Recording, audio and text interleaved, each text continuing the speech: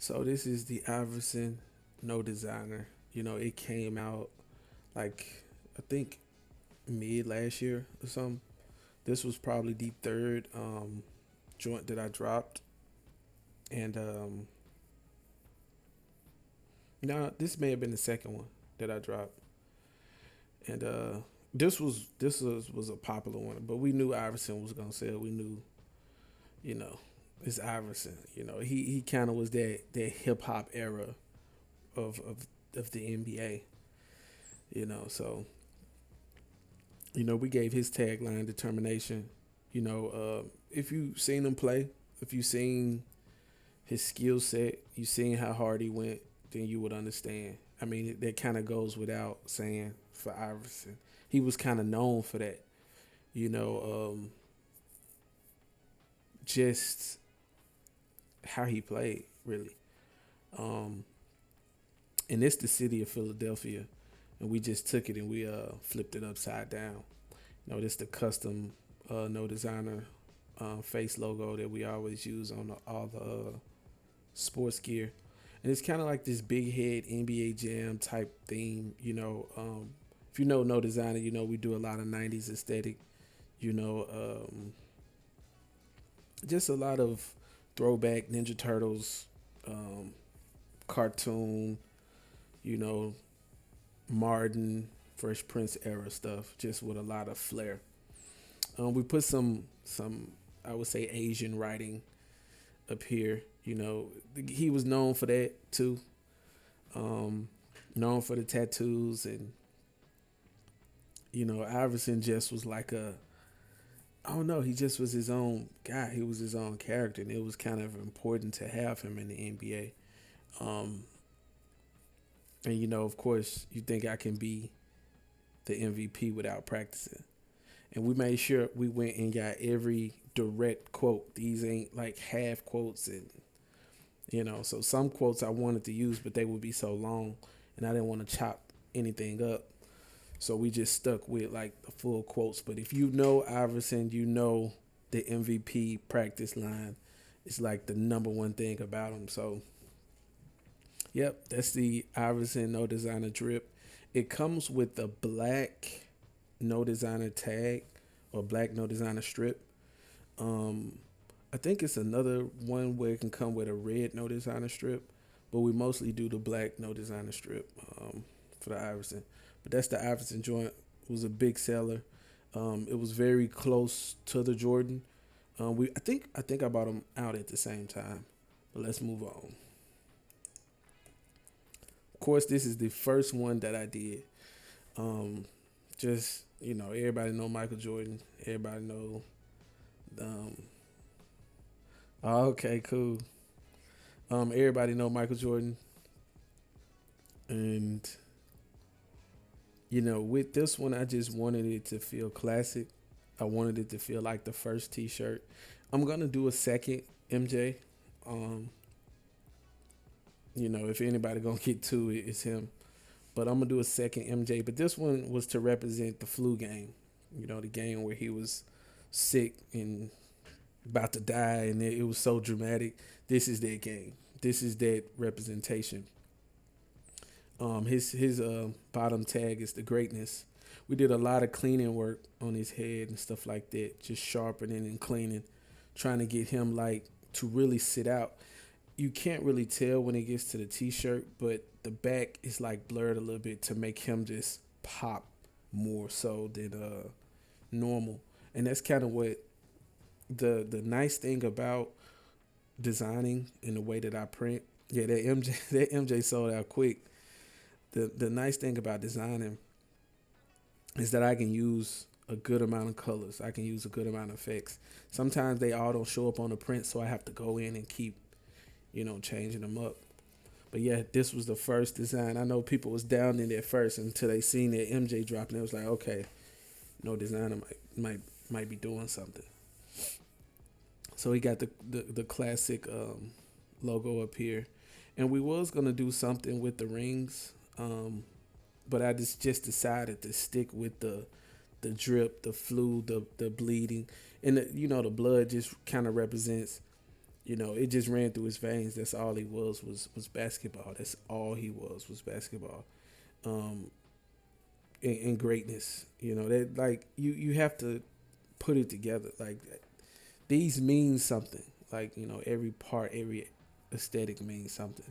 So it was based on the flu game, and it was also based on him being like it running through his blood. If you talk basketball, you got to talk Michael Jordan.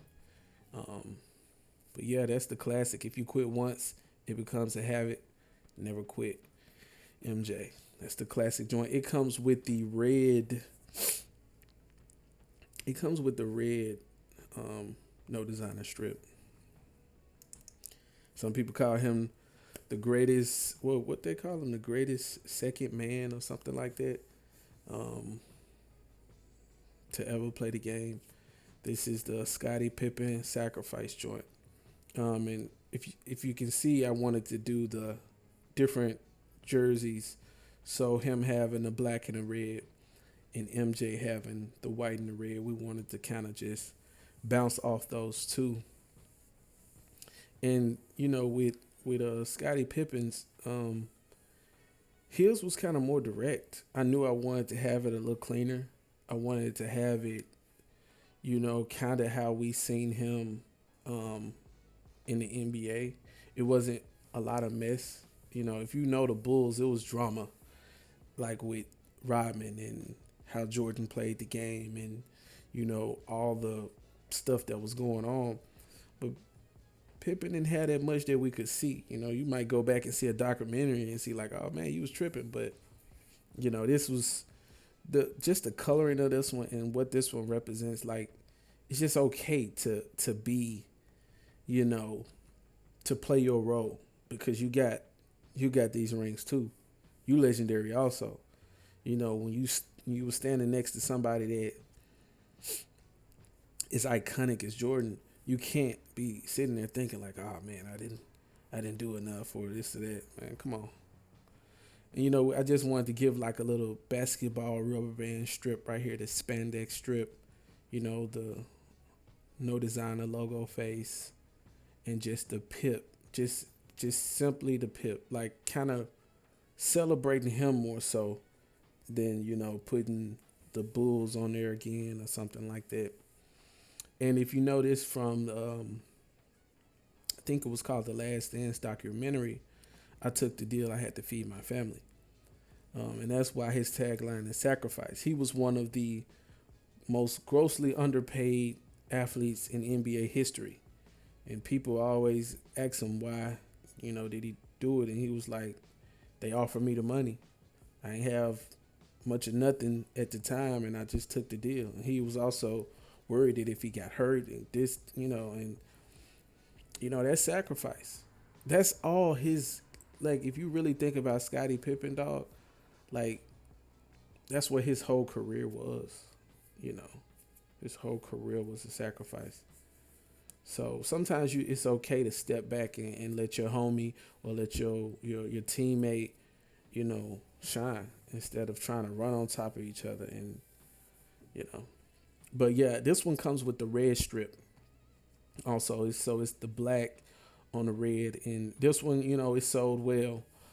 It came out during the Laker joint, and this one got like a small cult following. When people get they Scottie Pippen, they treat it like they Jordans. They treat it like they Irises. So I really appreciate that one. I think this shirt really is for the people that understand the sacrifice. Like they really understand it. They get it. So, and then if you much younger, you're not just gonna recognize him off the bat. You ain't like, who is that? So, but you'll recognize Iverson and Jordan, even without knowing basketball. But Pippen, times are changing. All right, to the GOAT, Kobe. This one was it took a while to do, and I wanted to take my time on it. This one was extremely special to do.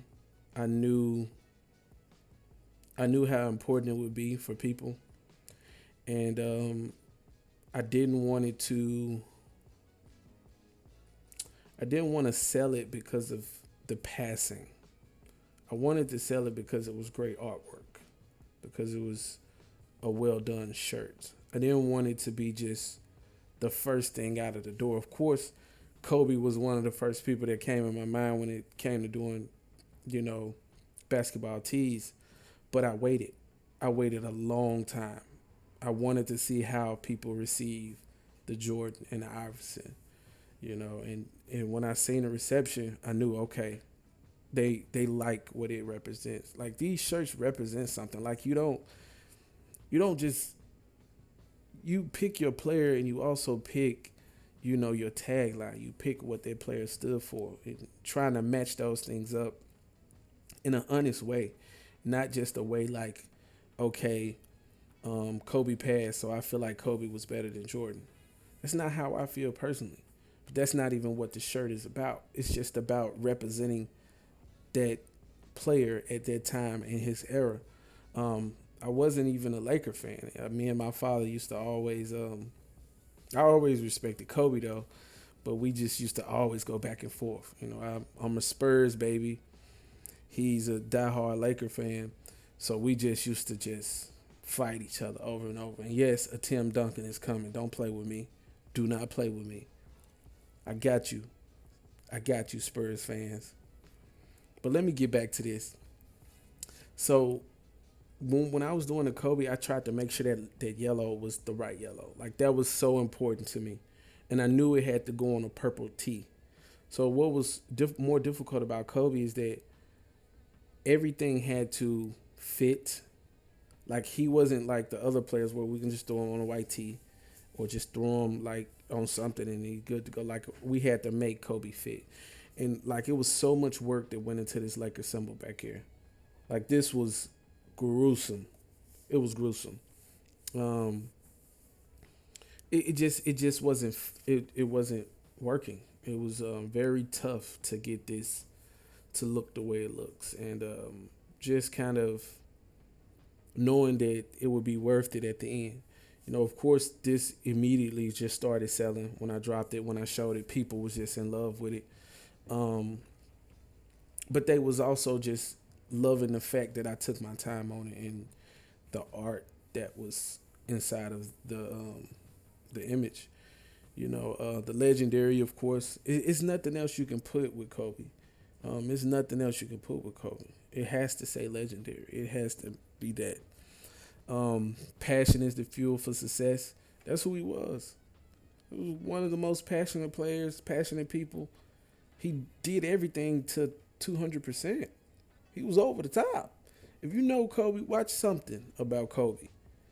He was over the top with it. Like, that's what passion is. It's putting your all into it. That's what he did.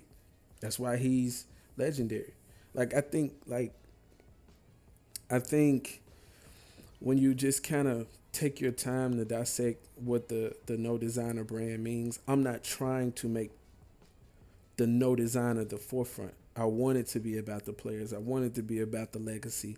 I want it to be about what they stood for, on the court. And, of course, we put the snake in his noDesigner logo box and the 24 up top. And it's some more variations of the Kobe out. Well, not out, but I have. I made more symbols for his snake. I had the snake doing an infinity sign, and I had it doing like a little 24 and stuff like that. But I initially just went with just easing it up a little bit and making it just on a white strip and very clean and clear to see. So I kind of simplified the design, but I did want to have like a Kobe infinity symbol for it. Yes, Tim Duncan is coming. I'm gonna tell you who's coming after we do the last one, but this became one of the biggest sellers, kind of course, and I just, when I go to a Laker fan and I hand them that shirt and they look at it, like, my father was so excited to get the shirt. younger sister was so excited to get the shirt. People that I deliver it to, big Laker fans, were so excited to get the shirt. So it just means a lot that they see their favorite player, their favorite team, and it's not just just a RIP shirt. It wasn't. I just wanted to live in that moment and design something that was just in that moment. So, but yeah, this was probably the toughest shirt to complete, by far. So far, this was the toughest shirt. Last but not least, I've been promising you guys the Penny Hardaway noDesigner tee, and here it is. Oh yes, oh yes, it's hard. You ain't gotta tell me. You ain't gotta hit me up and say, "Man, this shirt hard." No, I know, dog. Um, so let's talk about it. Let's talk about it. Authentic, right? Penny Anthony was a very authentic person. He was he took accountability. He had one of those careers that was tough to watch because he went through so many adversities, but he was an amazing player. And one of my homeboys was a big Penny Hardaway fan. I used to cheer for Jordan. I was younger. I wasn't super into basketball, but I knew he loved Penny. And so I know this shirt probably means something to him. And at the time, I didn't know how important Penny Hardaway was until I kind of got older. And I started to see, like, okay, that was a big deal. Um, so this shirt has been brewing for a while, and I just kind of wanted to create something that made sense. Um, I didn't want it to be too. I didn't want it to be too much like the other ones. Um, it has some of the same similar colors as the Iverson joint, of course, because of the team players. But I wanted to make sure I stick directly with that Orlando blue, that strong Orlando blue. Um, so we put the basketball in front of the authentic symbol to give it a little bit more depth. Just wanting it to kind of show a little bit more, just of a, just more depth. You had Orlando behind him and the ball in front of the authentic, and, authentic, in front of him.